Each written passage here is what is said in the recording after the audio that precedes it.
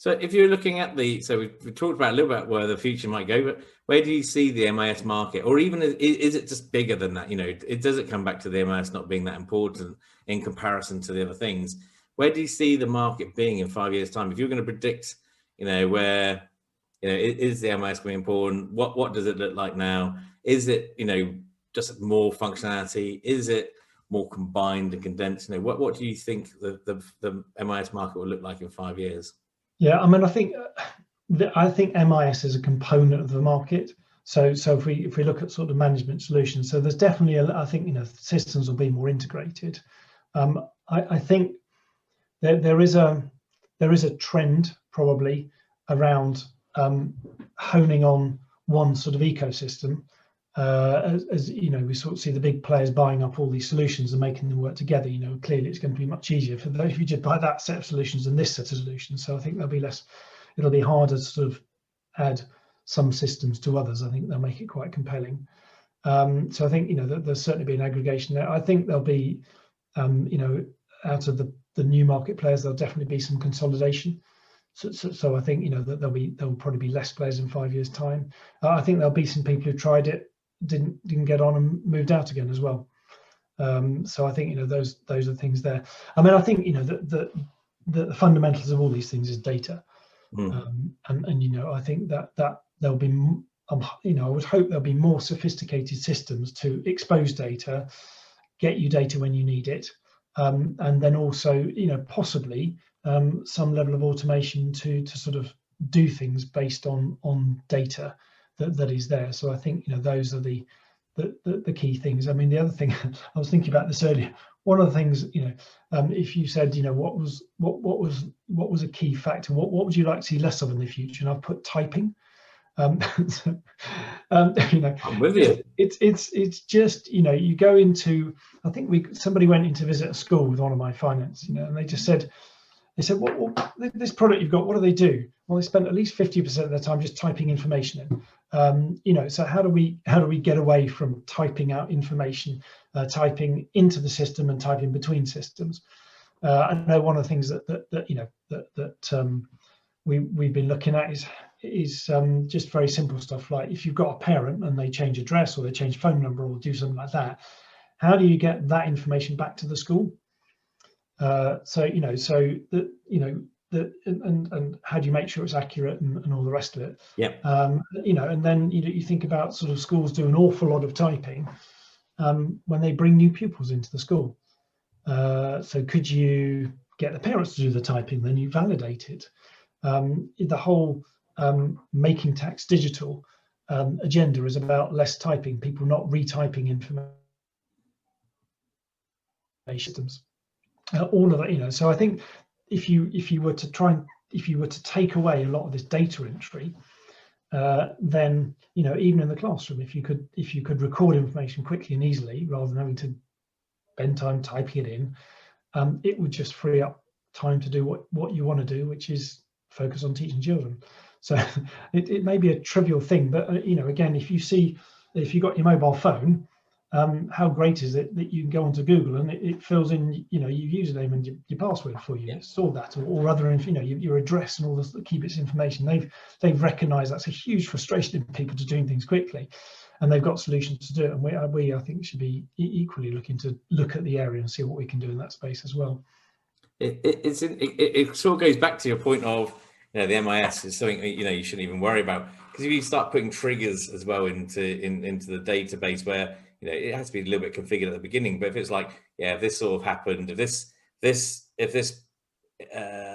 incident happened, let's just go back to bullying is an easy one. But if bullying happens, trigger a message directly to the deputy head, whoever the deputy head is at that time. So the system, you start getting to the point where no one's really entering much in, apart from maybe a teacher in the classroom, because they're just recording stuff about a child, which they would have to do anyway. You start getting to that point where the MIS is just doing stuff, automating stuff, based on configuration. Yeah, and I think I've been on several safeguarding courses, and the fundamental cause of, not a fundamental cause, but a fundamental issue in a lot of the safeguarding is the lack of sharing of information between different people that deal with children. Yeah.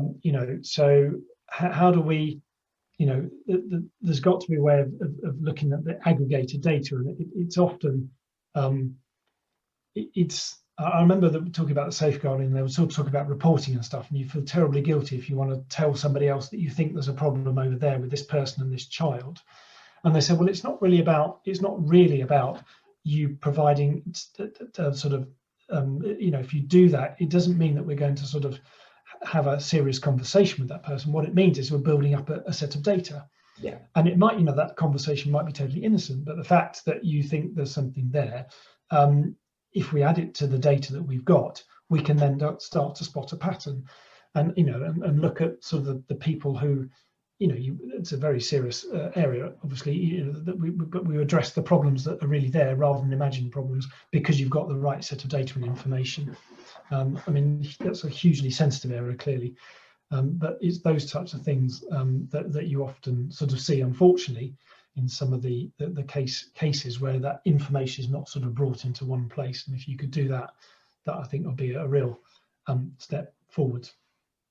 Yeah, no, I totally agree. It's a very sensitive area, and actually, do you know that the companies like Mike and so on, I think, do quite a good job there, in the sense of they do use it. It is almost as casework, where basically the data moves along, through a process, and then actually, it could even go to some of the, it could go to the police, social services, or whatever. So, and they can still see the casework. So they sort of, I fundamentally agree with you. The interesting thing is, going back to your point though, is, if there's some behavior incidents that are happening and they get recorded in the MAS, how do they get out to the sort of safeguarding product? Because some of those smaller incidents could be leading up to a much bigger issue. And so, you're fundamentally still relying on humans, and humans make mistakes, to spot that trend, when actually it'd be better if the system did it. Yeah. And I think, you're right. You talk about bullying specifically, but bullying is a deliberate, repeated pattern of behaviour. It's not a one-off incident, and certainly conversation I've had with parents as a governor, people don't quite understand the two different things, So and if you've got the data to support that, particularly as a governor, if you have to do a review of something that's been handled in the school, having good data and good evidence written down and recorded in a central place is good. I think those types of things are very sensitive. I think there are solutions that make it more effective, and again, to sort of to stop things early on in the tracks. Yeah, no, totally agree. It's interesting about data as well. So, I've actually slightly changed my opinion here. I'm sort of, more and more people you speak to. This is what I love about these interviews, to be honest with you. I get to learn lots of things. So I was talking to, again, actually, Duncan Baldwin, and up to this point, I've always had this feeling that government should be using this data more as well, to inform their policies, to inform how successful some of their initiatives and policies are being, because there's so much data there. And actually, in some ways, they're only taking a small chunk within the sort of census, when there's, lots more evidence or a lot more data that they could use, and yet they don't. His view personally was, they're there just to ensure that you're meeting, their policy. They're not interested in actual, is education improving as such. That's down to educators, really. So it's educators that should get together with suppliers and use this data. What's your view on that? I think that you've got several challenges there. I think anything that is government is nuanced by politics, and I think that can be and often is a huge barrier to people doing doing good things. Yeah. And I think we've all seen that education is a big political football. It has to come from the bottom up, and not from the top down. I think that if the industry or the schools agree on a certain set of data, and you kind of get to a point whereby it's clear that set of data is a good set of data, then maybe the government can step in and say, right, well, I think we've seen these good things here, we're going to sort of legislate to make sure all schools do that. Then that's one thing.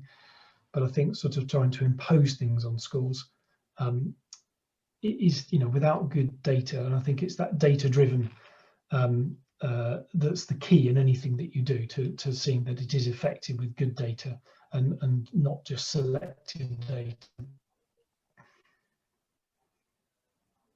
Yeah, it's interesting. It's like any industry really. The practitioners are the people who know best. They're the ones who are in the coal face. They're the people who understand. Teachers understand children better than I do, who's never been a teacher in that sense. So they're the people we should be relying upon. It's even when it comes down to data, it's only there to really signpost, and sort of go, have you thought about this? Have you seen this? Have you seen this? But ultimately, interventions and how successful they're going to be is going to be down to the practitioners. What they actually do with that data, and fundamentally, what they enact on is still going to be best served by the practitioner for sure. Yeah, definitely. Cool. Where so ultimately with RM, so go back to RM a little bit now. So we did a little bit about data, which is obviously I'm quite passionate about. I think it's a really important area. But regarding RM itself, so do you where do you see? I suppose we've talked about it a little bit really. So you see the future growth of RM actually coming from this consolidated view. Okay, and when do you feel that proposition will be in play? Sorry, do you mean in the services we provide or the data that we gather? So just to reframe your question. The full consolidated sort of we're going to be everything, everything to a school or a MAT in that perspective. Yeah, I think that journey is started. I think we have. I think it's down to good account management of the schools, if that makes sense. So a good conversation with the schools to understand where their needs are, where they want to go, to talk to them about vision, how we can help them. But again, just coming back to what is it the school's trying to do, or the MAT's trying to do, and work with them on it to help them on that journey. Clearly, that there is a monetary element to everything that you do, because you want to manage your finances, and so if you can save time or money, then you can spend it elsewhere and improving other resources. So I think that sort of journey, if you like, has already started at RM, and I think that we have a set of propositions which we're sort of building out to address sort of those fundamentals in school, and then maybe I think I saw the conversation with Mark. I mean, he sort of sits very much in the innovation area, looking at what are the kind of the other things that we need to do that we can that might or might not work in a school to sort of really help them move forwards. I think one of the interesting things is sort of crisis drive behaviour, and obviously with the pandemic, that's driven a set of behaviours. It is perfectly acceptable now to say to expect to be online. And that's not only from the teacher's point of view, that's from the student's point of view as well. We've learned to cope, and I think some great resources developed during the pandemic. But it's looking at that sort of But if you in my business, I spent most of my life on Zoom meetings even before the pandemic, because I've got a development team based out in India, and that's how we sort of communicate. So I think there's interesting things around there, and one of the changes, I think, for the good, slightly going off track here, but if you think about a parents' evening is very much about a face-to-face meeting with the teacher, having that conversation.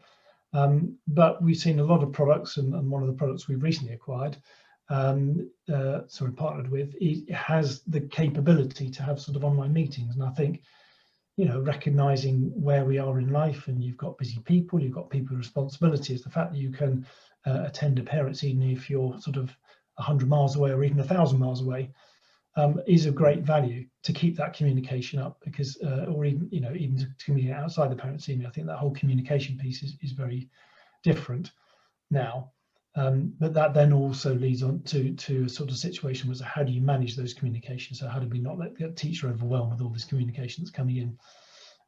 But I think those are quite interesting problems, are quite challenging problems that we need to look at interesting ways of solving them and making it manageable. Because at the end of the day, teachers, all the teachers I've met will very happily spend, hours and hours talking to a parent about their child. One of the things as a teacher, if you go out if you go out on the meal, go out on social, go to a party, whatever, you spend at least half your time talking about the children in the school, and it can be very frustrating for partners, but that's what they do. That's what they're passionate about. That's what they care around. Yeah. So it is quite interesting as to, you've got these sort of models but I think being more inclusive of people and being able to draw them in going forwards into meetings, through Zooms or whatever, I think is a good step forwards and makes more inclusive. And then you come across sort of parents' evenings and working parents and all the rest of it. And if one parent is a childcare and one parent's working, it means that the person who's working can also take as much part in the conversation as the person who's sort of maybe the childcare or has got more time to look after the children, which I think is a real good thing. Yeah, no, I totally and utterly agree. So my last question really is, and again, it's quite a wide question, so I apologise again for this, but we talked about innovation. We talked about how schools are becoming a bit more they're being a bit more I was going to say aggressive, but I don't mean aggressive at all, but they're becoming a lot more or passionate, I guess, or showing that they want more from their EdTech sort of suppliers. Yeah. Do you think, going forward, do you think EdTech suppliers need to get a bit better at being more innovative and delivering more disruptive innovation? I guess, when I was talking to Mark, ultimately we talked about disruptive innovation versus just sort of innovation that happens all the time, sort of through more sort of iterative cycles. So do you believe there should be more, that sort of disruptive innovation, or do you think actually we should just continue with a sort of evolving rather than sort of doing a sort of big bang? I think my experience of working with schools and stuff, and I think as Mark says, is they are conservative organisations with a small c, and so I think it is quite challenging to bring major disruption into that market. Even with some of the government initiatives, there's a lot of time and effort to introduce very disruptive or even very small changes. I think from the EdTech point of view, I think some teachers get very frustrated that we can't use more of the stuff that you maybe use at home or whatever. I remember seeing a very good document or a talk around how to use gaming in school and the advantages of using gaming in school, where pupils know exactly where they are, they know exactly what the next step is. Do you know what I mean? And how you can work together very effectively. So you were learning all sorts of skills through gaming and stuff. But I don't see a lot of schools doing gaming in the class as an educational activity, whereas there are a lot of education benefits. And I think that the challenge you've got is more a political one, because people have this perception of what good schooling is. Yeah. And that can sometimes be politically aligned, and certainly the politicians have a view of what good schooling is. And so I think it's a real challenge to bring a major disruptive thing into the market. And I think a lot of my colleagues are probably more frustrated about how slowly things are introduced rather than how quickly they're introduced. So I think it will be an iterative cycle. I believe, I think I can't think of an example at the moment, and I'm sure somebody can do, of something that would be considered majorly disruptable. But I think also we have to be mindful that we have to bring people on the journey. Yeah. So the people in the offices, the teachers, their major focus, as we've been talking about, is on the children in the classroom. So the amount of time and capacity they've got to learn something new is limited. Yeah. And so when you kind of need to work out, how do we bring this new thing in, but how do we get people to use it? Because I'm sure we've all seen a lot of really good ideas die because nobody's got the time to use it or invest in it.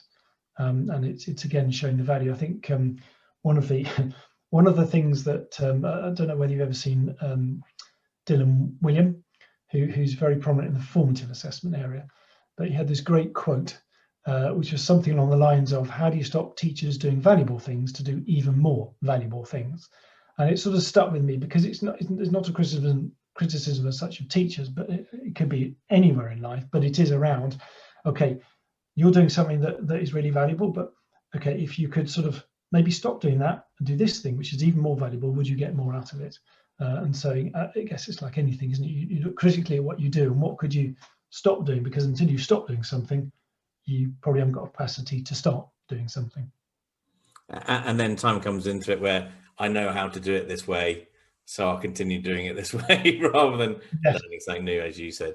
I think that's quite important. No, absolutely. And so you've got to work with people who use the systems to bring them along on the journey, or make it so simple for them that, yeah, that's it. I have talked about software that trains itself as a kind of a sort of a vision of, okay, well, it's just so simple to use. I guess it's a bit like the Apple philosophy. We're going to make it so simple to use that you just use it.